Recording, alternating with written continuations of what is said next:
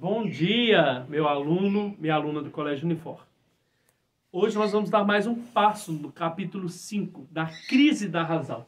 Capítulo 5, hoje, nós vamos estudar o filósofo conhecido como o filósofo pai do existencialismo. Você pode ver que na sua página 24, abre aí na página 24, está escrito Kierkegaard e a filosofia existencialista. Então, Kierkegaard é o conhecido e considerado o pai da corrente existencialista.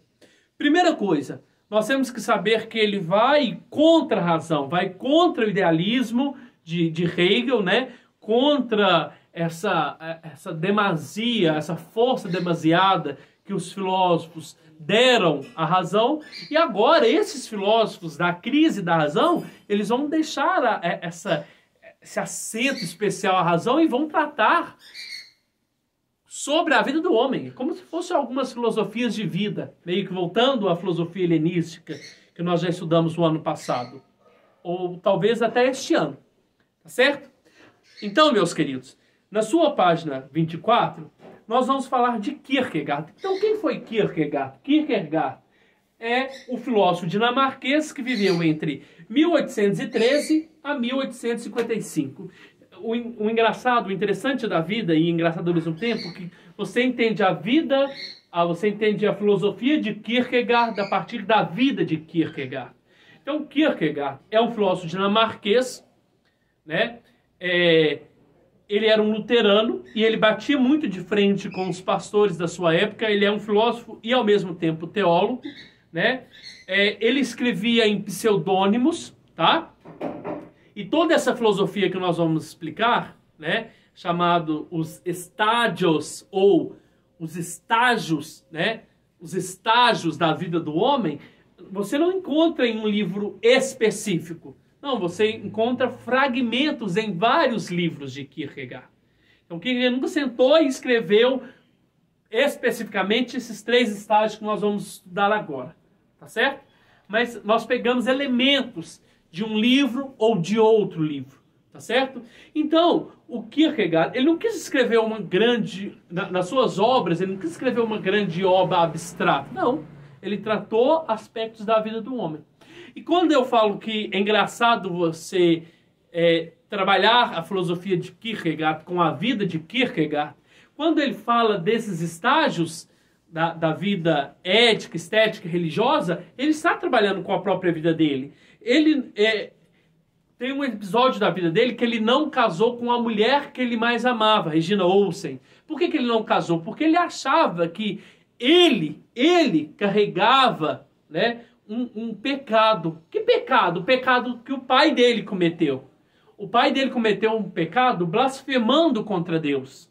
Tá? E aí Kierkegaard achou que Deus estava ousando, né? Ousando, como uma forma de pagar o pecado que o pai dele, né, o pai de Kierkegaard, cometeu, blasfemando contra Deus. Então, o Kierkegaard achava que ele não poderia casar, ele não poderia ser feliz, né, com a mulher amada, porque ele tinha que carregar o peso do pecado do pai. Olha que interessante, né? Isso é interessante. E aí você entende que a vida também de Kierkegaard passa por esses 3 estágios. Então eu vou falar o seguinte, tá? Quando a gente fala sobre esses 3 estágios, sobre os estágios da existência do homem em Kierkegaard, a gente pensa em estágio, né? A gente pensa assim, ó, hoje eu estou no primeiro ano do ensino médio. Posteriormente, eu poderia estar no segundo ano do ensino médio. E depois, futuramente, no terceiro ano. E assim por diante. Kierkegaard, quando ele explica sobre os estágios, né, quando ele escreve sobre essas formas de estágio, ele não está falando que isso aqui é um processo evolutivo. Hoje eu estou em um, amanhã eu estou nesse, e depois de amanhã estarei nesse terceiro e último. Não. Ele fala que o homem ele pode passar de um estágio para o outro, mas ao mesmo tempo ele pode regredir de um estágio para o outro. E quando ele regride, meu povo, meus queridos, não é que o homem é fraco, é sinal de fraqueza do homem, não.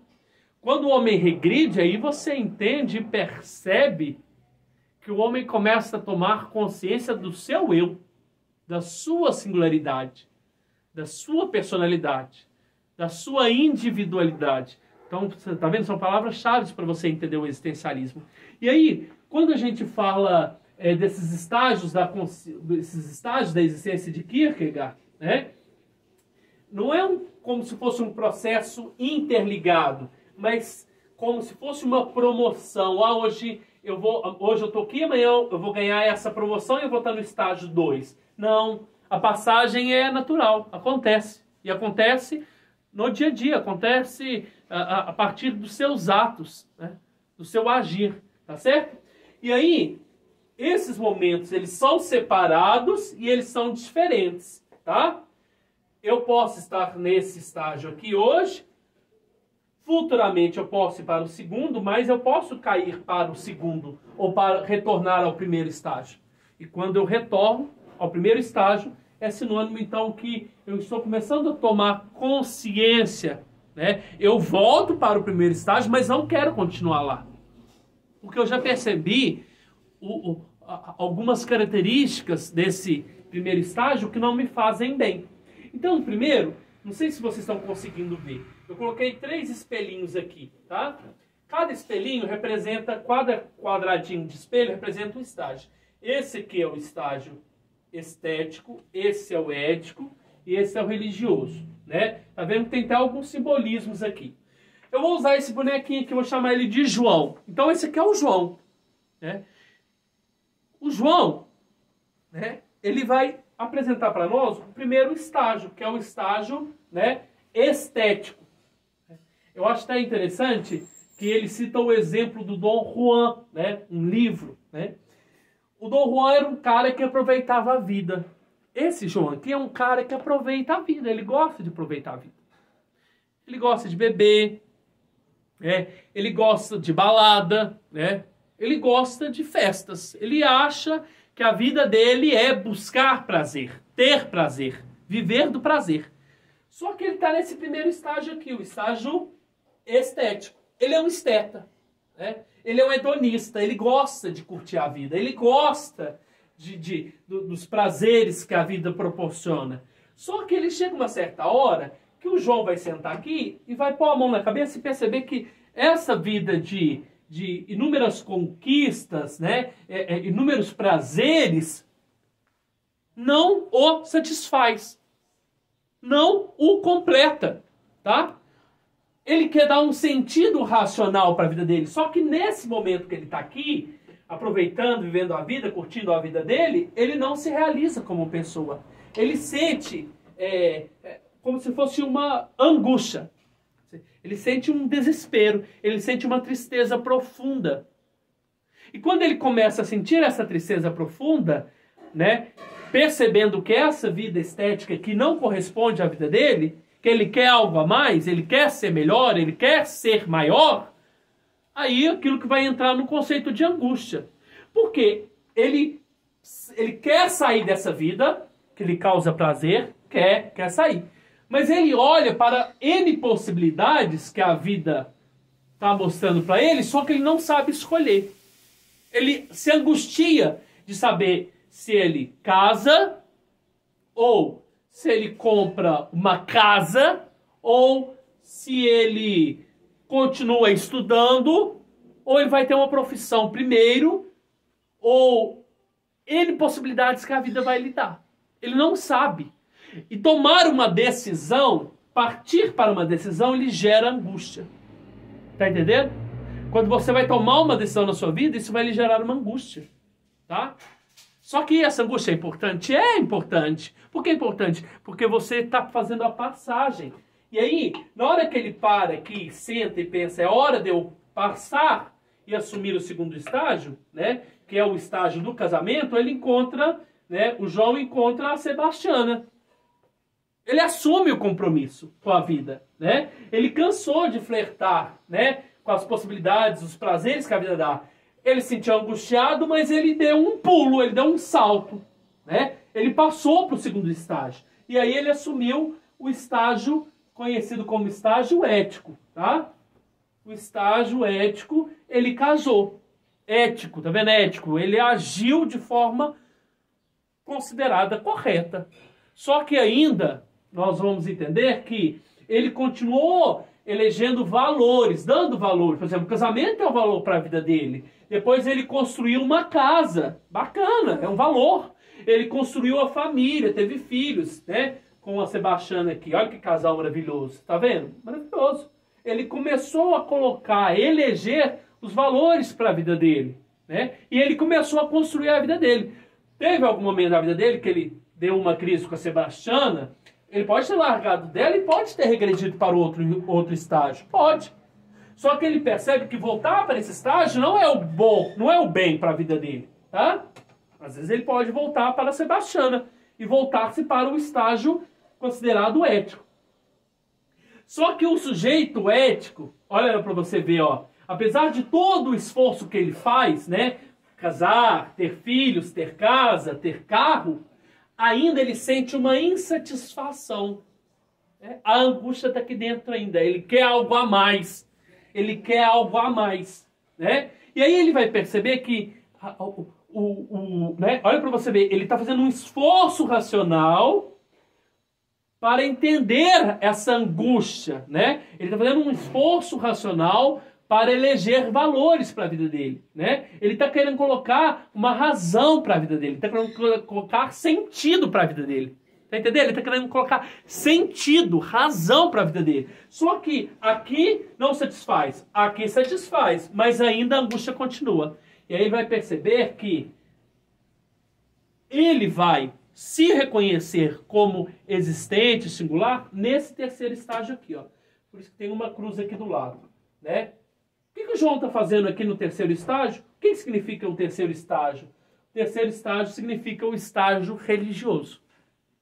Como assim? A fé é algo irracional? A fé é algo racional ou ela é irracional? A fé é algo que você não toca, que você não pega nas mãos. Você não tem ela nas mãos. Né? É um tiro que você dá no escuro. Como ele vai citar aqui na passagem bíblica, quando Abraão ia matar o seu filho Isaque. Quando Abraão ia matar o seu filho Isaque, ele confiou em Deus. Ele confiou naquela voz. Ele ia matar o filho dele. A mesma coisa aqui, ó. Né? Nesse momento, ele confia em algo irracional. Que você não vê, não toca, né?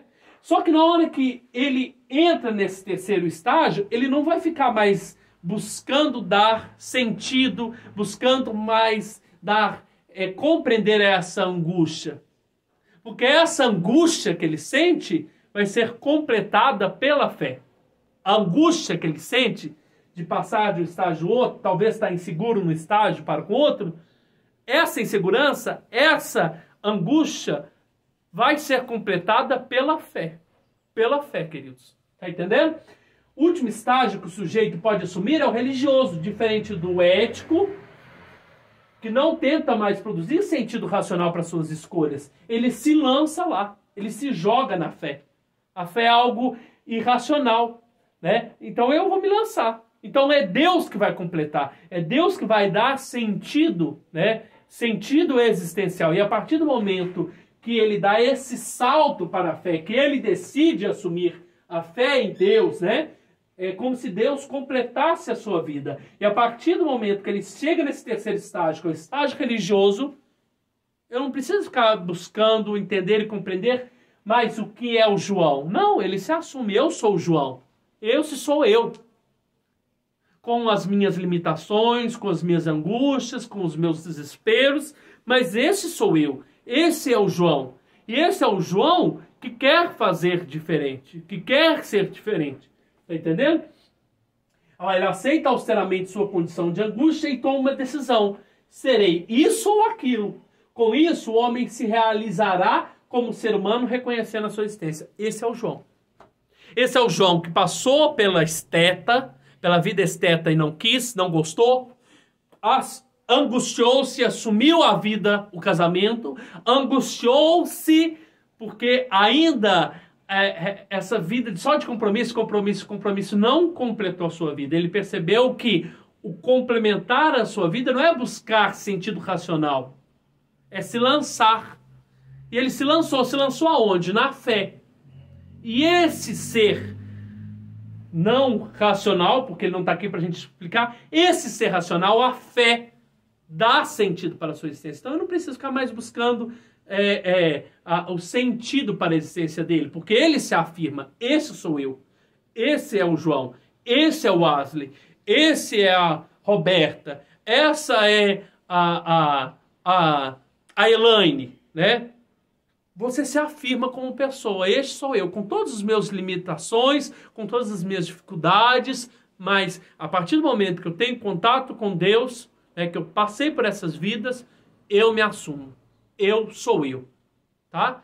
E é isso que Kierkegaard quer dar sentido para a nossa vida. Seja um ser existente. Um existente não morto, um existente singular, diferente, único, que muda, que transforma, que tem a capacidade de cair, ao mesmo tempo levantar e se afirmar como sujeito. Tá certo? Um grande abraço, fiquem com Deus.